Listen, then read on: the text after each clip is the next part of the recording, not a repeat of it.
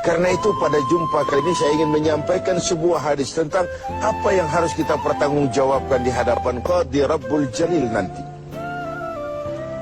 Sebuah hadis menyatakan, "Lan tazula qadama 'abdin yaumal qiyamah hatta yus'ala an arba'i khisalin."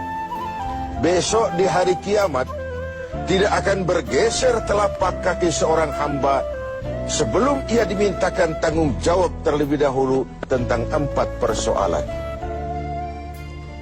Apa yang 4 itu? Pertama, an umrihi fima afnahu. Umur yang diberikan kepadanya akan dimintakan tanggung jawab kelak di mana umur itu dihabiskan. Diberikan umur 30 tahun ke 40 tahun, 50 sampai 70, 100 bahkan.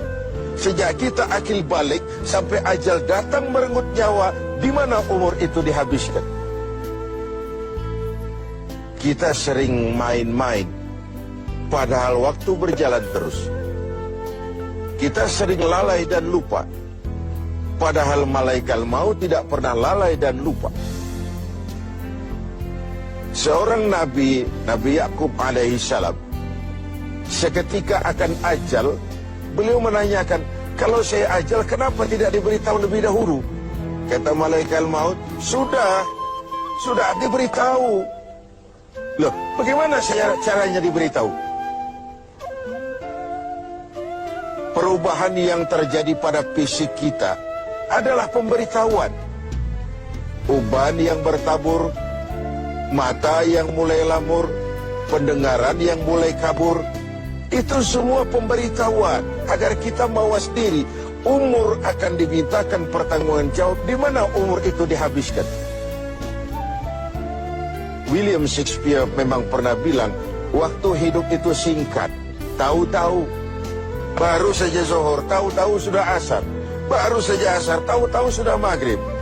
Yang kemarin anak-anak, tahu-tahu sudah punya anak. Tahu-tahu, dan tahu-tahu.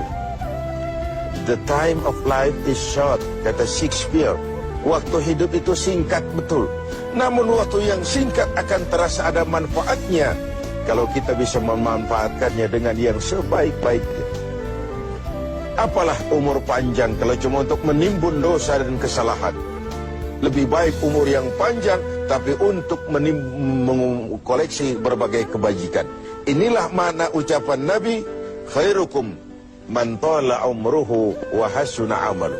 Yang terbaik di antara kamu orang yang panjang umurnya dan banyak juga kebaikannya. Umur ini yang sering kita berleha-leha menghabiskannya untuk sesuatu yang tidak punya nilai, kelak akan dimintakan tanggung jawab di hadapan Allah Azza wa Jalla. Lalu yang kedua, wa an syababihi fima ablahu.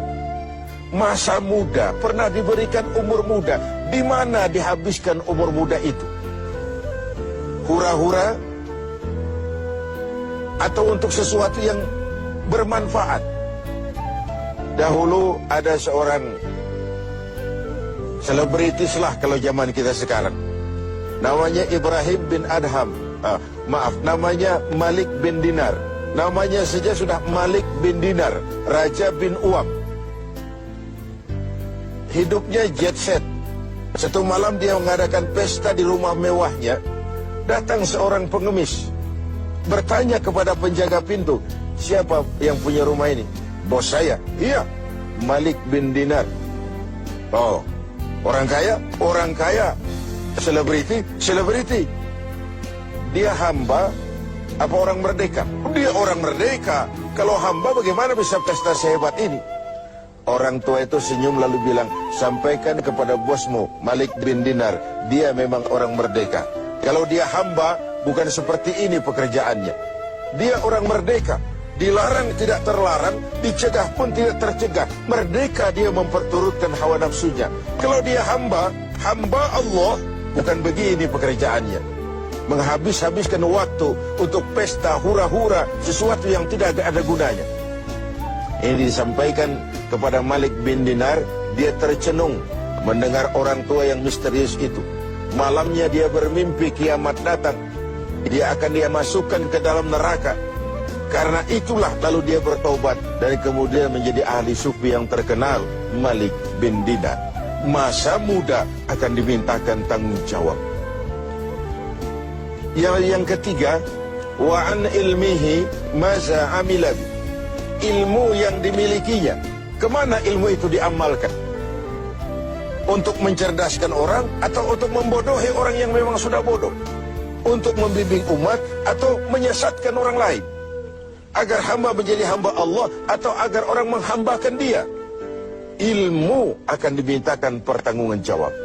Yang terakhir, wa an malihi min aina iktasabahu wa fima anfaqahu. Kita akan dimintakan tanggung jawab tentang harta kita. Dari mana harta itu didapat dan kemana harta itu dibelanjakan. Perhatikan yang terakhir ini. Tentang ilmu, pertanyaan akhirat cuma satu. Ilmumu kau amalkan untuk apa? Tentang umur, pertanyaan akhirat pun satu. Umurmu kau habiskan di mana? Tentang masa muda, pertanyaan akhirat juga satu. Masa mudamu kau gunakan buat apa? Tapi khusus tentang harta, pengadilan akhirat bertanya dua. Hartamu kau dapat dari mana dan kau belanjakan kemana? Dari mananya dan kemananya? Kadang didapat dari cara yang benar, tapi dibelanjakan untuk yang tidak benar. Atau bisa juga didapat dari cara yang tidak benar, dibelanjakan kepada jalan yang benar. Itu pun tidak mungkin kedua-duanya.